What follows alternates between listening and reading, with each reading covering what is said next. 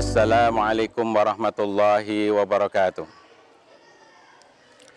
Alhamdulillahil qail fi kitabil karim. A'udzu billahi minasyaitonir rajim.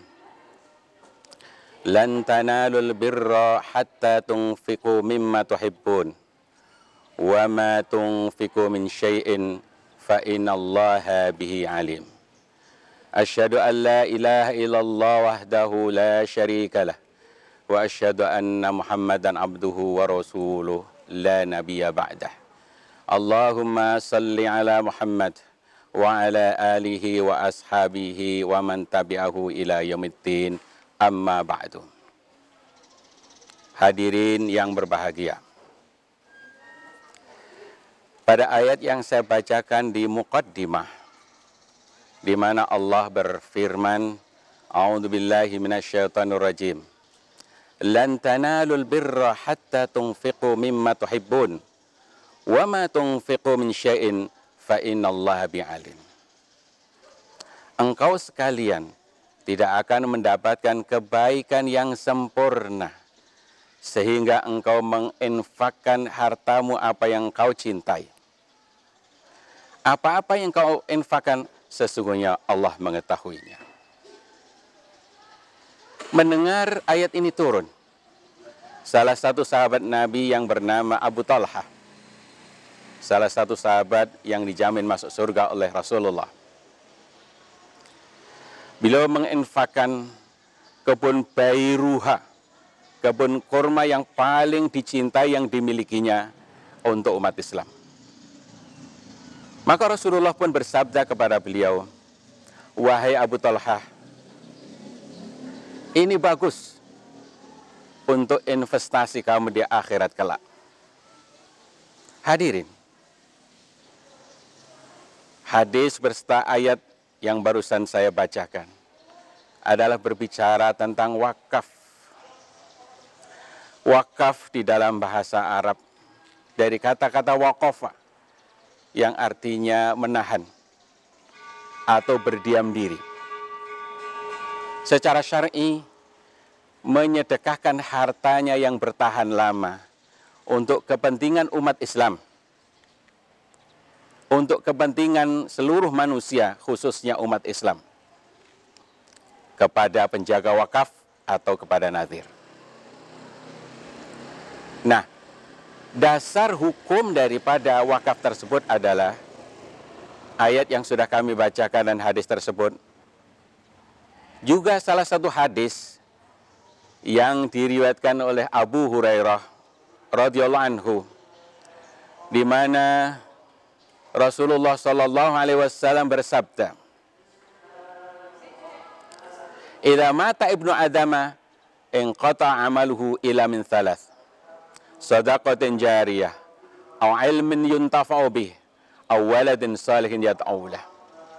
Apabila anak Adam telah meninggal, telah mati, maka terputuslah seluruhnya kecuali 3 perkara. Yang pertama adalah sedekah jariyah.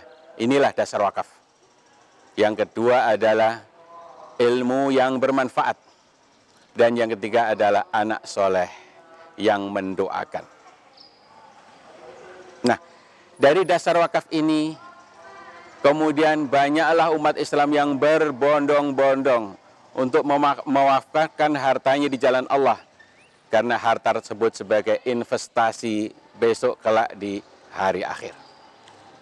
Telah dicontohkan pada awal sejarah Islam, ketika Rasulullah Sallallahu Alaihi Wasallam membeli tanah 2 anak yatim, Sahal dan Suhel, di mana tanah tersebut adalah tanah tempat penjemuran kurma. Di atas tanah tersebut kemudian dibangunlah masjid. Setelah masjid jadi, dipakai untuk ibadah umat Islam, maka tanah tersebut akhirnya diwakafkan kepada umat Islam sampai sekarang. Umar ibn Khattab ketika mendapatkan tanah terbaiknya di tanah Khaybar dengan nilai yang tinggi, maka beliau kemudian meminta petunjuk kepada Rasulullah Sallallahu Alaihi Wasallam. Kata beliau, tahan sumbernya, sedekahkanlah faedah dan manfaatnya. Maka semenjak itu Umar bin Khattab tidak menjualnya, tidak memberikannya dan tidak mewariskannya, tetapi diberikan kepada kepentingan umat Islam. Diberikan untuk perjuangan umat Islam kepada fakir miskin, kepada para tamu yang ziarah di tanah Khaybar. Di samping itu ada seorang sahabat Nabi, salah satu konglomerat pada masa Rasulullah Sallallahu Alaihi Wasallam. Beliau adalah Utsman bin Affan. Utsman bin Affan, beliau juga mewakafkan sumur miliknya yang dibelinya dari orang Yahudi kepada umat Islam.